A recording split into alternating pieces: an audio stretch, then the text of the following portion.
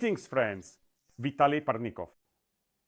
After the speech by Azerbaijani President Ilham Aliyev in Shusha and his interview with Reuters, in which the Azerbaijani president expressed a completely logical surprise at Russia's behavior following the destruction of a Russian air defense system by an Azerbaijani passenger airliner, and advised Ukraine not to surrender and not to recognize the occupation of its territories by Russian aggressors, Russian pro-war bloggers practically flooded Telegram channels and other social networks with calls for war against Azerbaijan.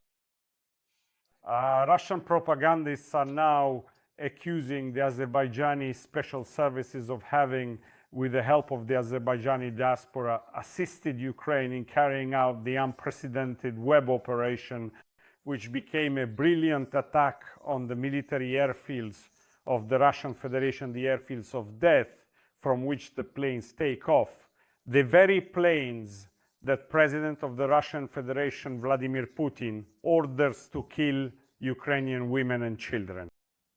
We understand perfectly well why these accusations are being made. Because the Russian cannibal would like to add Azerbaijani women and children to the Ukrainian ones, starting with those Azerbaijanis who are currently on the territory of the Russian Federation and who can be repressed with impunity without fear of a military response from the country that Russia is planning to attack. And it is clear that these statements by Russian pro-war bloggers and the laughable yet quite important information on Russian television channels, important in terms of understanding the intentions of the Russian political and military leadership, should not be taken lightly. Statements of this kind always appear when Moscow deems it necessary to begin preparing for a particular military campaign against a hostile state. This is genuine preparation of public opinion. It was the same before the war in Chechnya, when the residents of that republic were portrayed by Russian television channels as little less than demons from hell. It was the same before the war against Ukraine, when Russian propagandists spread tall tales about the Ukrainian Maidan and then concocted the absurd myth that Ukraine had been bombing Donbass for 8 years, a region now reduced to ruins by the efforts of the Russian army and the criminal political leadership of that dreadful country. And something similar is happening now with Azerbaijan. Of course, one could dismiss the calls by bloggers to attack Azerbaijan and prepare for war with that country. But it is clear that given the level of irrationality of the Russian political leadership, army, and society, every country that shares a border with the Russian Federation must be prepared for any surprises. There is no room for complacency here. Could Russia attack Azerbaijan today? Obviously, such an attack does not seem realistic at first glance, because almost all of the Russian army's forces are currently focused on occupying Ukrainian cities and villages, killing peaceful Ukrainians, and repressing the population living in territories of Ukraine occupied by Russia. Azerbaijan is not a priority right now. We have seen that Russia practically lacks the resources to act in any other direction. This was evident from the situation in the South Caucasus.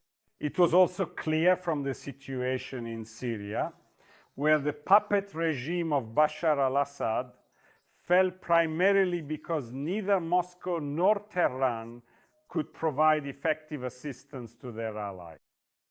However, we should not rule out a situation where Putin considers launching new aggressive military campaigns if there is a ceasefire in Ukraine, if hostilities are suspended, or if some of his troops are freed up, because the Russian president will realize that a massive offensive against Ukrainian positions does not yield any real results. we might assume that Putin would be reluctant to attack Azerbaijan because he does not want to damage his relationship with Turkish President Recep Tayyip Erdogan, who remains an important partner for the Russian president. But will Erdogan remain such a partner in the coming months and years, especially considering that United States President Donald Trump is determined to ensure that countries currently buying Russian oil and other energy resources abandon this form of cooperation with Moscow? And besides, let's not forget the degree of political irrationality of the Russian president, who is convinced that all former Soviet republics are not real states, but countries with limited sovereignty.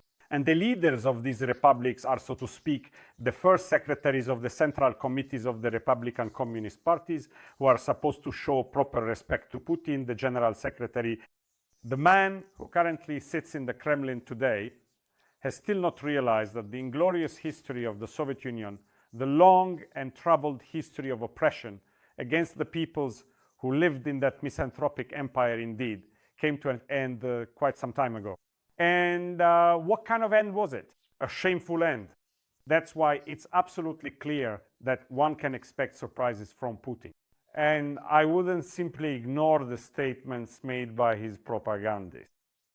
All the more so because in the case of Azerbaijan, it might not be about a large-scale military campaign at all, but, for example, about protecting Azerbaijan's national minorities with some kind of units or militias that could be created in the neighboring republics of the North Caucasus. Fortunately, there are divided peoples who could be united and protected. And we all know very well how Russia is capable of using such arguments to launch aggressive attacks on neighboring countries. After all, it's not just the so-called Russian-speaking population that can be protected. Russia feels quite comfortable playing the role of protector throughout the entire post-Soviet space whenever it needs to carry out some form of aggression. The examples of the so-called People's Republics of Donbass or Transnistria, which have been kept under Russian control since the late 1980s and early 1990s, are a very good illustration of how Russian provocations are invented and put into practice. At the same time, it should not be forgotten that Vladimir Putin is not inventing anything new, but is following in the footsteps of his Soviet and Russian predecessors, who also created this kind of provocative backdrop for Russian invasion. Therefore, we must also keep in mind the safety of the Azerbaijani diaspora in Russia, which will obviously face difficult times. And we must also consider the security of Azerbaijan itself after the statements made by that country's president. Thank you, friends. Stay tuned to this channel. Subscribe to it. Follow me on my social media. Make use of the Patreon, Buy Me a Coffee, and Donatello accounts, which help develop and support this project, as well as the sponsorship options right here on YouTube. Peace to you all.